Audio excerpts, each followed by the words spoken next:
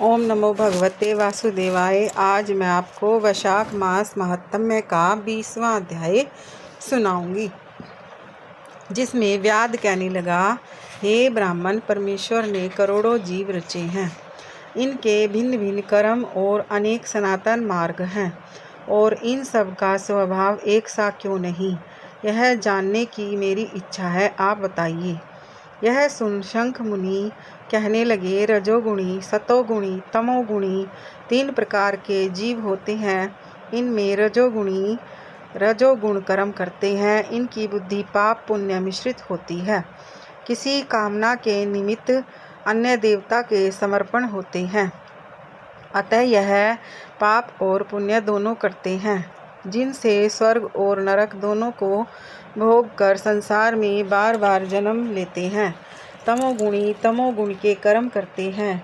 वे निष्ठुर निर्दय देवताओं का पूजन करते हैं और सबसे द्वेष रखते हैं, जिससे बहुत दुखी रहते हैं। राक्षसों से लेकर पिशाच तक सब तामसी गति को पाते हैं। सतोगुण कर्म करते हैं। ये धर्मशील, दानवान, श्रद्धावान, पराई निंदा न करने वाले तथा कामना रहित होते हैं, जिससे ऊर्ध्व लोक को जाते हैं। संसार में कभी कभी इन गुणों में विषमता भी हो जाती है। इसी कारण ऊंचे नीचे कर्म करने से सुख दुख अभाव पाते हैं, और प्रकृति का कभी नाश नहीं होता। अपने अपने गुणों से कर्मों के फल भोगने पड़ते हैं। पूर्ण काम विष्णु भगवान में कोई विषमता नहीं। वे उत्पत्ति, पालन और संहार समान भाव से करते हैं। व्याध कहने लगा, हे मुने, पूर्ण भोग वाले मनुष्यों की मुक्ति कब होती है? सृष्टि काल या अंत काल अथवा स्थिति काल में, और इनके काल की मर्यादा कितनी है? तब शंख बोले, 4 सहस्त्र युग ब्रह्मा जी का एक दिन और इतनी ही एक रात्रि होती है, जो मिलाकर ब्रह्मा का एक दिन होता है। 15 दिन का एक पक्ष और 2 पक्ष का एक मास, 2 मास की एक ऋतु, 3 ऋतुओं का एक अयन होता है, और 2 अयन का एक वर्ष होता है। इसी प्रकार ब्रह्मा जी के 100 वर्ष व्यतीत होने पर ब्रह्मकल्प पूरा होता है। वहीं प्रलय का समय है। इसी देवताओं का मत है। प्रलय 3 प्रकार की होती है। एक मानव प्रलय, जब मनुष्य का अंत होता है। दूसरी दैनंदिन प्रलय, ब्रह्मा जी के दिन की समाप्ति के समय होती है। तीसरी ब्रह्म प्रलय, जो ब्रह्मा जी के लय के समय होती है। 14 मनु के प्रलय होने पर एक दैनंदिन प्रलय होती है। इन प्रलयों की उतनी ही अवधि पर्यंत स्थिति रहती है। मनवंतर प्रलय में भूर्भुवः स्वः तीनों लोकों का लय होकर चेतन जीवों का ही नाश होता है, लोकों के स्वरूप का नहीं। केवल उन लोकों में पूर्ववत जल प्लावन हो जाता है। अंत में चेतन जीवों की पुनः उत्पत्ति होती है। और हे व्याध, दैनंदिन प्रलय में ब्रह्मा जी के शयन करने पर चेतन अधिभूत जीवों सहित लोकों और लोकस्थ सबका नाश होता है। केवल सत्यलोक रह जाता है। कोई कोई तत्वाभिमानी देवता और मुनि ही तथा सत्यलोक के शयन करने वाले ही बचे रहते हैं। वे सब कल्पांत तक सोते रहते हैं। फिर रात्रि के समाप्त होने पर पूर्व सृष्टि के अनुसार ब्रह्मा जी सृष्टि की पुनः रचना करते हैं। ऋषि, देव, पितृलोक और वर्ण धर्मों सहित 4 वर्णों को अलग अलग रचते हैं। तब चक्रधारी विष्णु के दशावतार पुनः नियम के अनुसार होते हैं। जो देवता ऋषि ब्रह्मा जी के संग मुक्ति पाने वाले हैं, वह ब्रह्मलोक में ही रहते हैं। और जो राजा, साधु और सिद्धि को प्राप्त हुए ब्रह्मलोक वासी हैं, वे सब सत्यलोक में ही स्थिर रहते हैं, यहाँ नहीं आते। कलयुग समाप्त होने पर दैत्यों का नाश होता है। फिर वे अपने कर्मानुसार वैसे ही कर्म करने वाले होते हैं, और अपने निर्णय स्थान में अपने अपने गोत्रों में जन्म लेते हैं। अब तेरे सामने सृष्टि काल और मुक्ति काल वर्णन करूँगा, सो सावधान होकर सुन। देवादिदेव भगवान का एक निमेष ब्रह्मा जी के कल्प के बराबर होता है।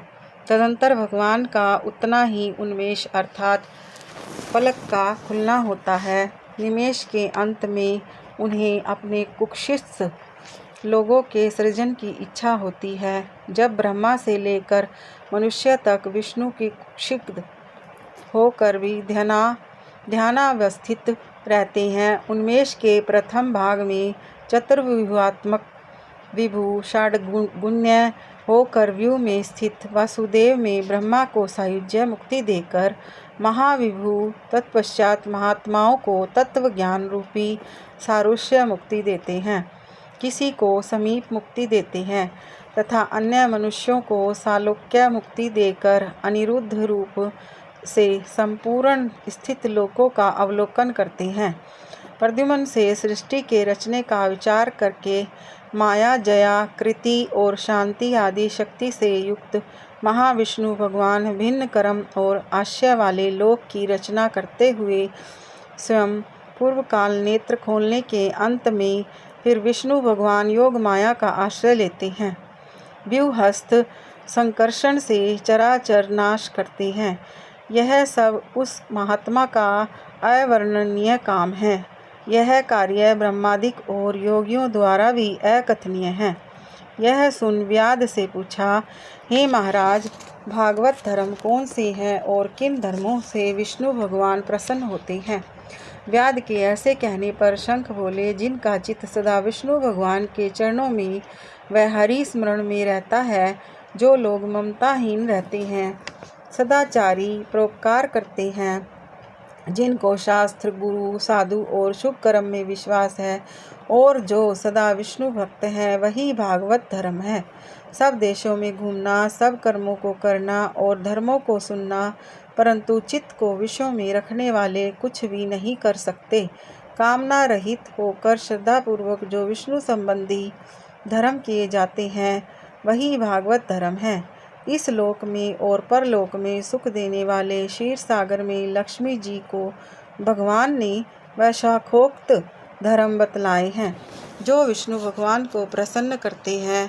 धन पाकर बावड़ी, कुआं, सरोवर बनवाना, मार्ग में छाया करना, प्याऊ बनवाना, सुपात्रों को दान करना, छतरी, जूता, खड़ाऊं, सुगंधित द्रव्य, कपूर, पुष्प, तांबुल, गोरस, शहद, चटाई, कंबल, पलंग, वस्त्र, अन्न का दान और गौ दान, रास्ते के थके हुए ब्राह्मणों आदि के चरण धोना, पंखा से हवा करना, उबटना करना, शरबत पिलाना, नमक मिली छाछ, ईख, ककड़ी तथा रसायन का दान संपूर्ण पापों को नाश करने वाले हैं। पितृश्वरों को तर्पण करें, तेल उबटन छोड़ दें, कांसे के पात्र में भोजन न करें, निषिद्ध भोजन और व्यर्थ विवाद न करें। लौकी, गाजर, तोरई, चौलाई, बैंगन, मसूर, मूली, गुलर, बेलफल, लिसोड़ा का सेवन वैशाख में भूल करके भी न करें, नहीं तो चंडाल की योनि से में जन्म लेकर 100 जन्मों तक पशु बनेगा। मधुसूदन भगवान की प्रसन्नता के लिए प्रातःकाल स्नान कर विष्णु भगवान की प्रतिमा बनवा वस्त्र आभूषणों से सुसज्जित कर नित्य कर्म करके पूजन करें और वैशाख महात्म्य की कथा मन लगाकर सुने तथा ब्राह्मण को भोजन करा दक्षिणा सहित प्रतिमा ब्राह्मण को अर्पण करें। वैशाख की द्वादशी को दही और अन्नदान, जल का घड़ा, तांबुल, फल और दक्षिणा योग्य ब्राह्मण को दें। धर्मराज को प्रसन्न करने के लिए दही और अन्न, तांबुल, दक्षिणा दान करें। पहले दही और अन्न से पितृश्वरों की तृप्ति को अक्षत दें, फिर गुरु और विष्णु को दें और यथाशक्ति गौ दान कर वैकुंठ प्राप्ति के निमित्त विष्णु भगवान से प्रार्थना करें। ऐसा करने से सब पापों से छूट अपने 100 कुलों का उद्धार कर सूर्यमंडल को वेद विष्णु के परम धाम को जाता है। जब श्रुतदेव जी वैशाख मास के धर्मों की कथा कह रहे थे, इतने में ही वहाँ पंचशाखी वृक्ष, पृथ्वी, पर गिर पड़ा और उस वृक्ष की कोटर में से एक बड़ा भयंकर सर्प तत्काल पाप रूपी देह का त्याग कर हाथ जोड़ सिर झुका वहाँ बैठ गया। ये था वैशाख मास महात्म्य का 20वां अध्याय। ओम नमो भगवते वासुदेव।